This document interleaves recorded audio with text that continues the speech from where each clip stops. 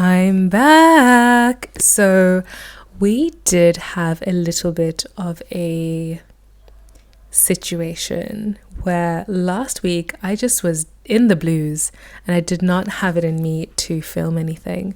So that's why you didn't get an episode 4 last week.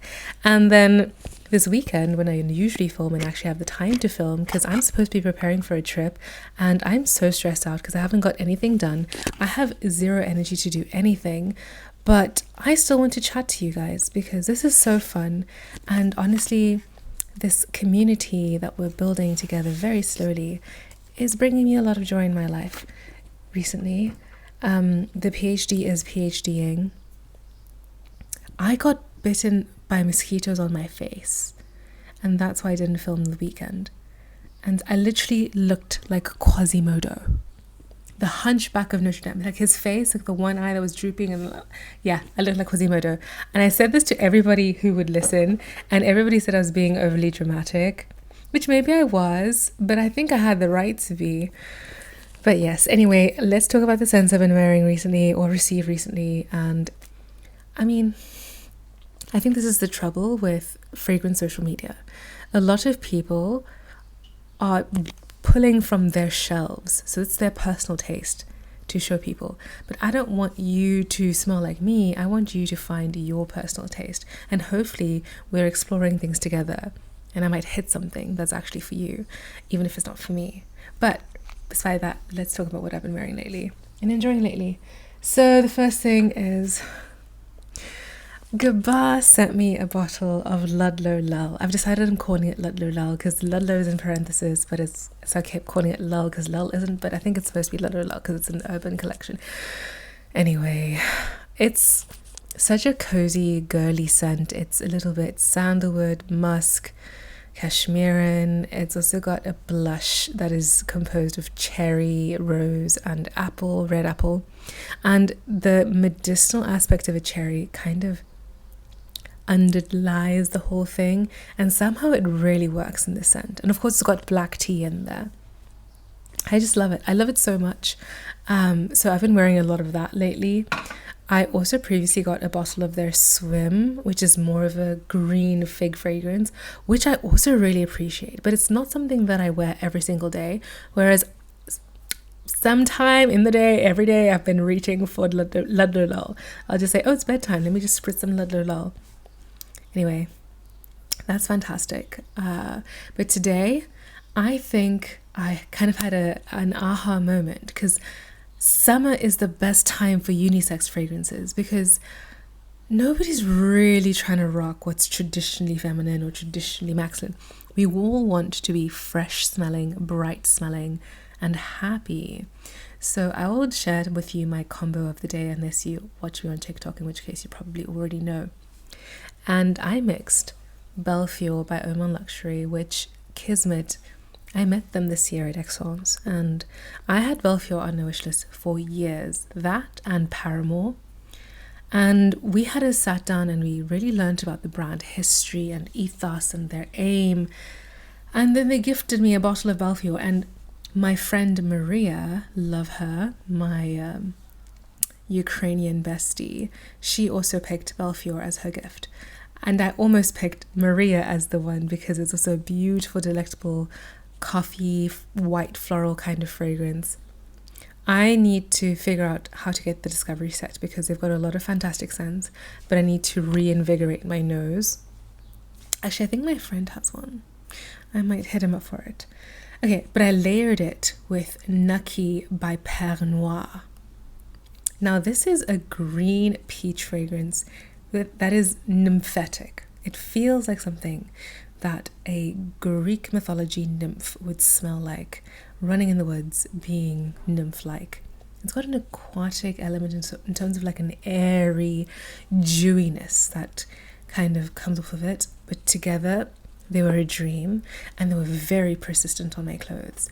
And this brings me back to the unisex thing, because while osmanthus is a flower and peach is a fruity note which are typically feminine coded, my friend Robin, okay, he's the owner of Pernoire, one of the co-founders of Pernoire, he wears Naki a lot, and he always smells fantastic. And I think that this combination also smells super fantastic. So don't shy away, boys. Don't shy away. So apart from that, I also very briefly was wearing Kama by Pernoire, which they also gifted me recently. I'm actually going to do a giveaway of this. I'm going to figure out when, because I need to figure out the logistics of posting things with the post office, because I don't do that and I still spreche nicht Deutsch, so I'll figure it out. But this is one of their releases this year, and this is also one of the most fantastic launches of the year. It is a cotton candy, leathery, deep, badass fragrance. This has that quintessential Pernoire DNA, which you will only understand if you get a discovery set and smell everything. Then you understand what a Pernoire scent is. And I think out of all of them, Naki deviates the most from what I would say is the typical Pernoire scent. But otherwise, highly, highly impressed. I also really, really love this. This makes me feel like a baddie. I'm going to really wreak havoc when spooky season comes around, because I'm going to be wearing this non-stop. And what else have I been wearing? Future Society. So Future Society, when they launched, I was so excited. I was excited because I'm a biologist, and I'm just excited by the prospect of this way of embracing technology and bringing it into beauty. So Future Society is a beauty brand that is owned by this parent company called Archaea. Their whole shtick is to basically biomine the world. So going into every interesting organism, every interesting niche and ecosystem, sequencing it, which is essentially reading the genetic code, the DNA, the blueprint, and seeing what's inside. But when they first launched, obviously they chose like really viral influencers, most of whom maybe weren't as scientifically literate. So I think the messaging got lost in terms of like what the brand is, because people were like, this is what this extinct flowers smell like, and it's not. We have no way of telling that unless it's a living person who could compare. And I'm not saying that people are dumb. People are not dumb at all, actually. It's just a very nuanced thing, and it's hard to market, and it's a very cool, I think it is as cool as they make it out to be, but it's just more nuanced than just this smells like an extinct plant. Essentially, every living thing, so from bacteria to plants to people, we have a very intricate code that denotes everything that you see. Well, not necessarily everything, because your phenotype, which is what your gene expression looks like, is a combination of that gene being expressed as well as the environment. So, for instance, I have dark brown hair, but you can dye it black. So that would be, my phenotype would be black hair, but that would be the combination of me having naturally dark hair that takes black color really well. That's a bad example, but you know what I mean. That would be your phenotype. So if you can read a gene, and we can also write genes, so we can copy it. So we can say, oh, that says AGTCT. Okay, I can do that again, and I'll write AGTCT. And through this technique called molecular cloning, watch the conspiracy theorists pick this up and say that they're cloning things. We are cloning things all the time, but it's not as sci-fi as you think it is. It's not putting a person into a machine and then doubling in them. No, it's literally taking a piece of DNA and copying it. But we don't copy it using machines. We just ask cells to do it for us. So you can put a piece of DNA in a certain way into like a yeast cell, and you can copy it, but it can also read the instructions on the blueprint and then make the enzyme or the protein that codes for it. And if it's in the right environment, which yeast was a very good chassis for this, it can make a functional version of that protein. So that's exactly what they did. They took extinct plant DNA and then they made they found the parts of it that coded for proteins that make smelly things. And so they put the code for the protein into some yeast. And because plants and yeast are both eukaryotes, meaning like us, they have a particular kind of cell structure, which is different from bacteria, they could make the enzymes that can make these fragrant molecules. And then they could detect those molecules using GCMS, which is essentially the same technology that they use to clone things, that DuPas use to clone things. Essentially, it is a sensitive machine that can essentially detect a specific mass charge ratio. So that's to say, you take molecules and you kind of modify them so that they work well in the machine, and you just like kind of shoot them down the machine. Then the machine will measure how long it takes for them to get to a specific part inside the machine, and what the mass of the thing is, based on the time, and also the charge of the thing. And basically different molecules will have different peaks, and it's very consistent. So then you can tell that this is a fragrant molecule and it's probably this particular molecule. So then they could take those and then take them to perfumers, and then they, alongside the history of the plant, the flower, they could build fragrances around them. Because of course, like, poor little who is it? Who's that perfumer who's not necessarily always my favorite? Can't remember. Oh, Jerome Epinette. Poor little Jerome Epinette can't smell what this extinct plant smelled like, because they just have these dried herbarium samples. It's not the actual plant.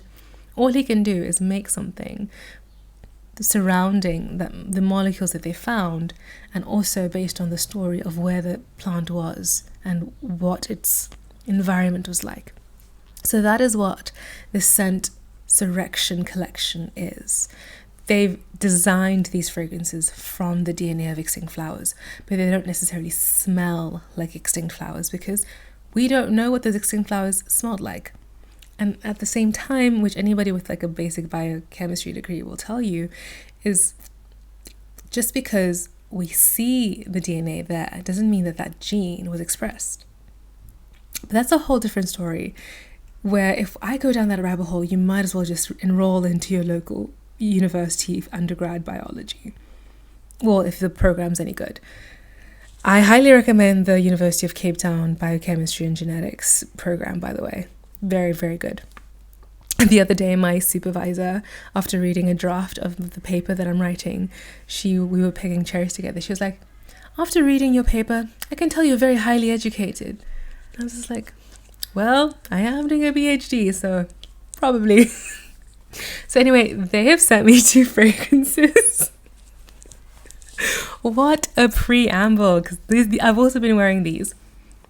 The first one is not very popular. I don't know, actually I do know why, because there's something in this that scratches my brain in such a good way. This is called Grassland Opera. This is more of an aromatic, herbaceous fragrance.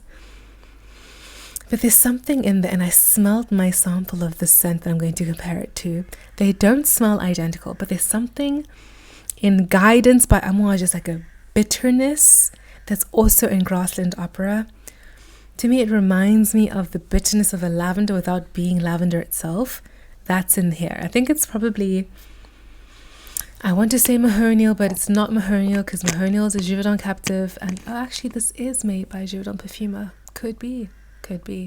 Anyway, the other one is Haunted Rose. And I feel so connected to this fragrance because the flower used to grow in the Western Cape, and I also used to grow in the Western Cape. And I think cousins and relatives of this plant are still extant in the region. So I'm definitely, the next time I'm home, wherever that will be, I'm definitely going to smell and see. But they've also just launched body care products in this range, and I'm very excited to talk about those too, because I'm trying them out. And now I unfortunately have picked up another expensive habit, which is expensive body care. Am I sad about it? No. I'm actually very excited about it. What else have I been wearing? Oh, duh. I've just posted about this on my TikTok and on my Instagram. This is also why I didn't want to make the podcast 2 weeks ago, because well, a week ago. I couldn't talk to you about this yet because it was under embargo. If you are not watching this, I'm holding a gorgeous orange glass bottle from Electimuss, London, and it is Spice d'Arnaud. This is what I would say is the closest thing I'll ever have to a signature scent. I am so excited about this fragrance. This is so many things, but it's a very rounded fragrance. It's not necessarily that typical olfactive pyramid where you smell the top, then the middle, and then the base. This to me is the same throughout the wear, and I love it. So there's a bit of bran, so it's a bit starchy, and there's iris in there. It's quite vegetal, and orange blossom, but the orange blossom isn't very apparent. It's a brightness. The orange blossom is there for like an orange hue, and there's cardamom and pink pepper, but it's not, again, not strong, because the main component of this is vanilla, and then it's got a touch of myrrh, and I can smell there's a slight mineralic edge to the vegetal edge of the scent, and that's probably the myrrh in there. And there's also cashmere. Guys, if you want to smell expensive, exclusive, icy, it's Spice d'Arnaud. I'm so impressed with this. I'm actually, of course, I'm loving wearing other fragrances, but I keep coming back to this. I've sprayed this every single day. I've made decants for people so people can smell this. I think if you want to understand perfumery, if you want to understand fine fragrance, if you want to understand why people will fork out lots of money for perfume, I think people should smell this. It's actually very funny. I got a comment on my TikTok where somebody said, "Not at £200 for a bottle." And you know what? I get it. I absolutely get it. I understand. I used to be that person. Was I ever this person? I am that person about other things. I think as soon as I grew an appreciation for fragrance, if I like something, I'll find a way to get it. If I had not received this, I would have started putting away my coins so that I can get this. Because that's what you do. If there's something that's very expensive that you can't pay for immediately, you just save your money and get it. It's a luxury. Perfume is a luxury. It's not something that you pick up and get every single day.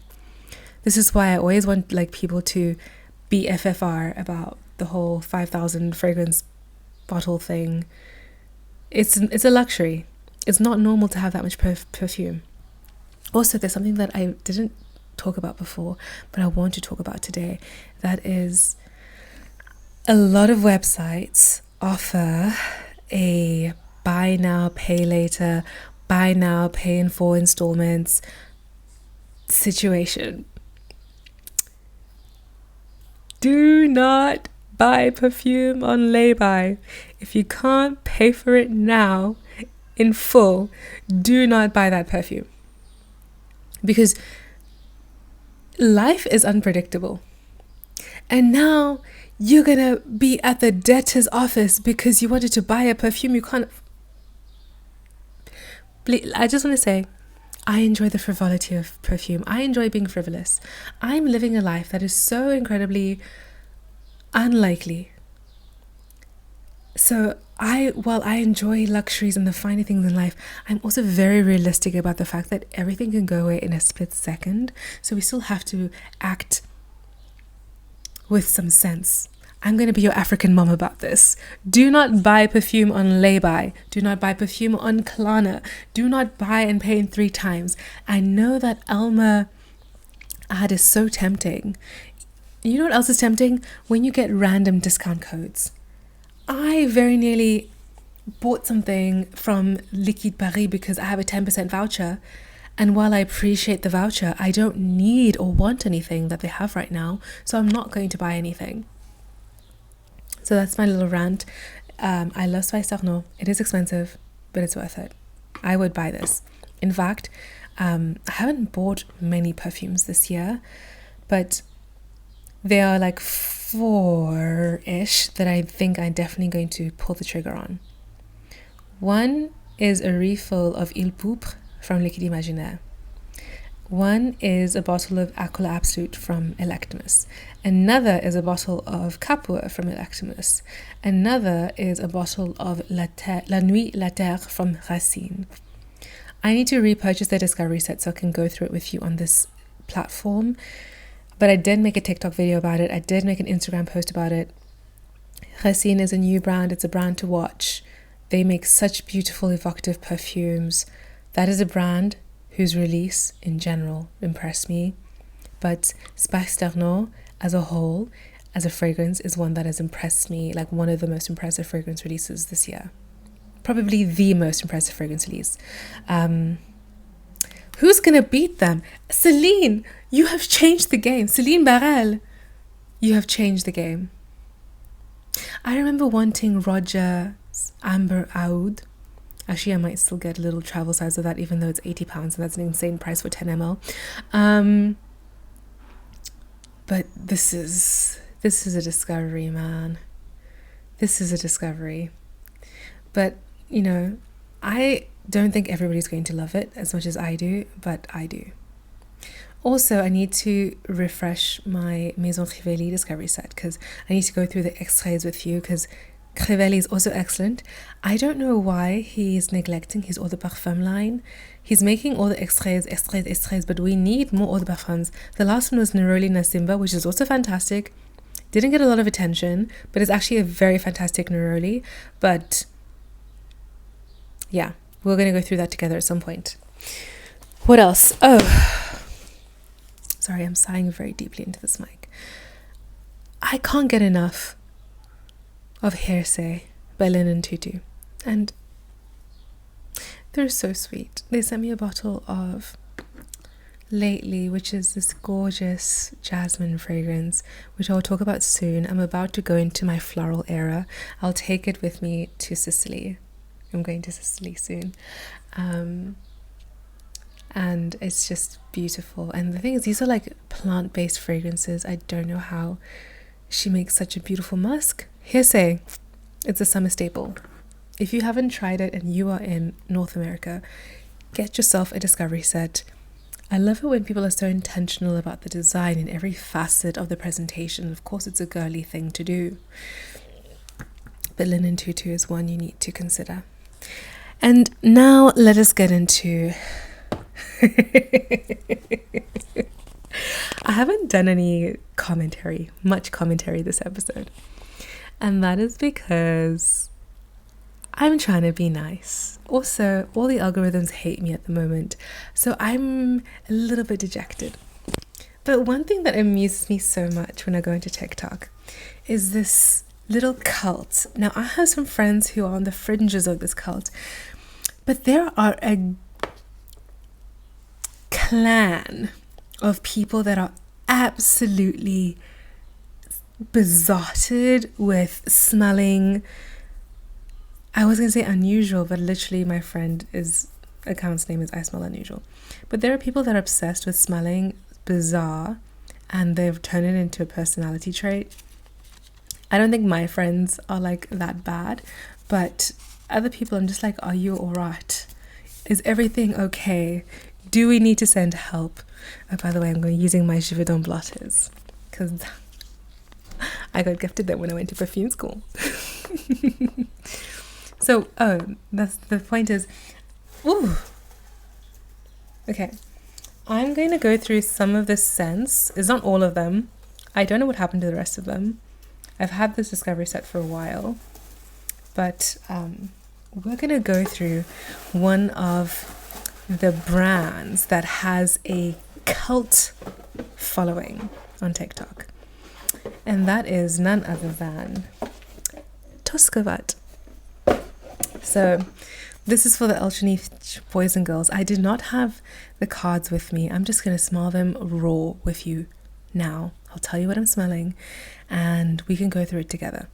So my thing about this ultra niche, super niche, whatever, dark niche clade is I'm happy for people to explore more artisanal fragrances. I think it's actually fantastic. We need more artisanal brands. We need more people with a point of view making perfume. But as a fragrance consumer and also somebody who talks about it, I will never want to sacrifice on quality. This is not to say that these brands that are in this group are not qualitative at all. This is just to say that sometimes, and this is also what I feel about some of the American indie brands, sometimes a fragrance can be well constructed, but it can be unfinished. Because there is a refinement that one gets from having the right mentors, being in the industry for a long time, or just being formally educated.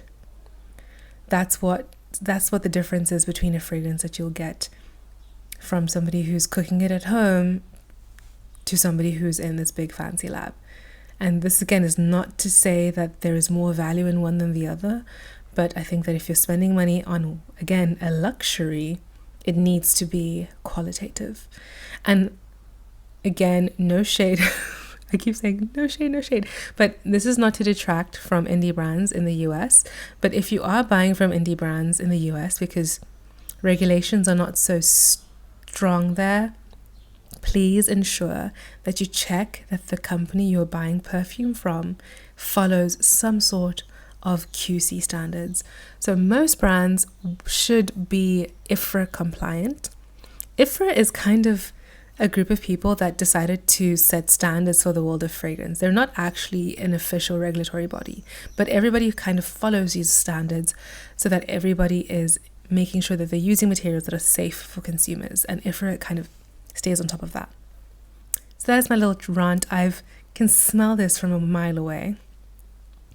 We are smelling Age of Innocence. So first of all, it's something sweet.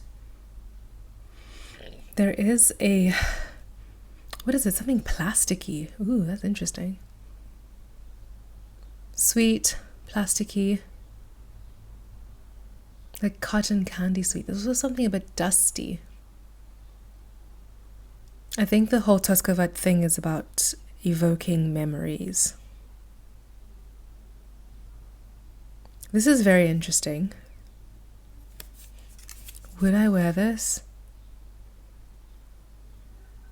So right now I'm at a stage where, because I spend most of my time in an office with other people or in a lab, I try to keep things around me that are somewhat pleasant. But I do like, in my free time, to smell more interesting. This is very interesting. This is fun to smell. I'm very happy and appreciative that I have this sample. But it's a bit weird.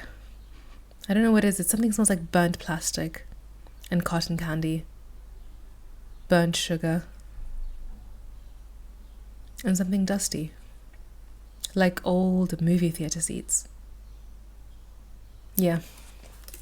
Very, very interesting. I can see why people like this brand. I can see already it's quite evocative. I did remember smelling Inexcusable Evil, and that was, yeah. So now we're smelling Anarchist. And this is interesting because while I'm definitely somebody who believes in revolution, being in the West, I often find that anarchy is performative more than pragmatic. Oh, this is cool. There's something almost medicinal, slightly green, woody. Yeah, this smells like your leather boots, steel-capped toes. No, I'm not saying it's got a leather note, but it smells like somebody wearing leather boots with steel-capped toes and means business.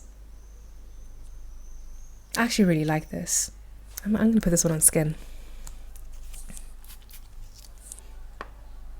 Also, the presentation, by the way, is fantastic. The bottles, I've seen other people who have them. Very beautiful. They've got this metal cap and a beautiful rounded bottle. You can Google it. You're on the internet. I trust in you. I'm just going to... it's almost nutty as well. There must be a little bit of vetiver in here. There's also something oily about it. I don't know what's evoking that, but it's a bit raw, but I like it. I like it. There's a lot. Anarchist. That's a good one. Now, Generation Goddard. Oh, I wonder if it's referencing Neville. Ooh, popcorn. Sweetness. Something floral in there.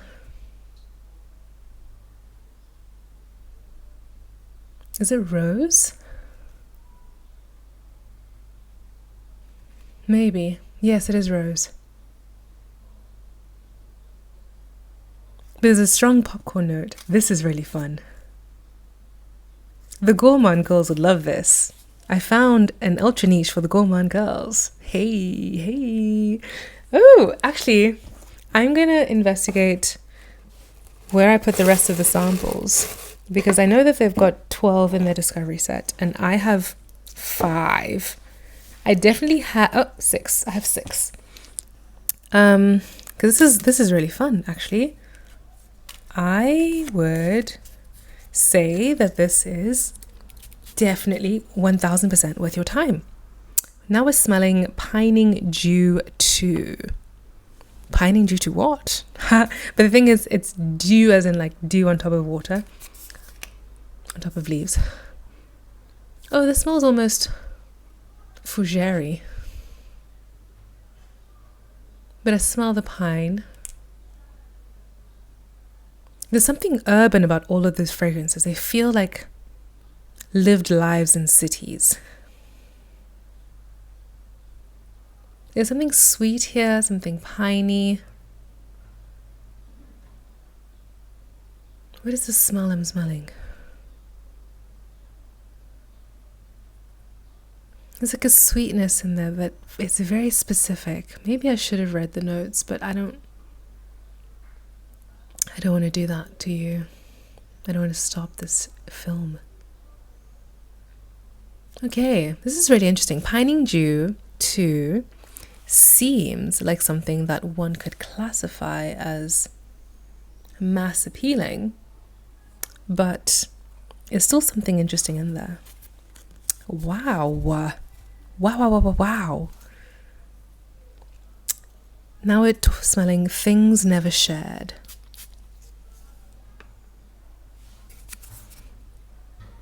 Ooh. Oh. First I was like, oh, peach. I'm like, oh, is that piss?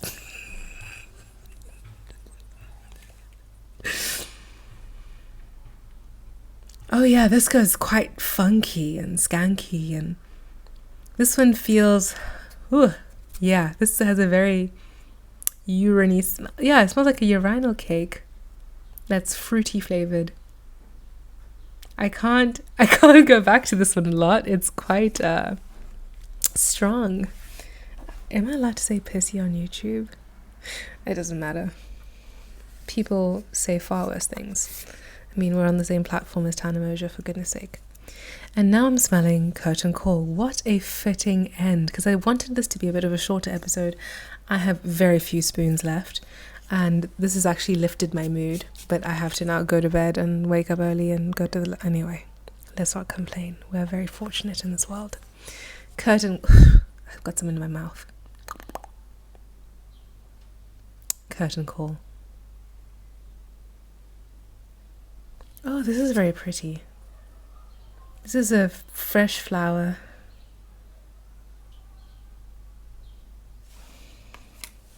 This one also needs to go in skin. My goodness. And to think I was so judgy in the beginning. Okay, now I'm just smelling straight up alcohol. I need to let that dissipate first. Because I remember they did have 2 fragrances. Oh yes, it's a fruity floral, but it's also quite pungent now. It's one of those floral notes that doesn't work well on my skin.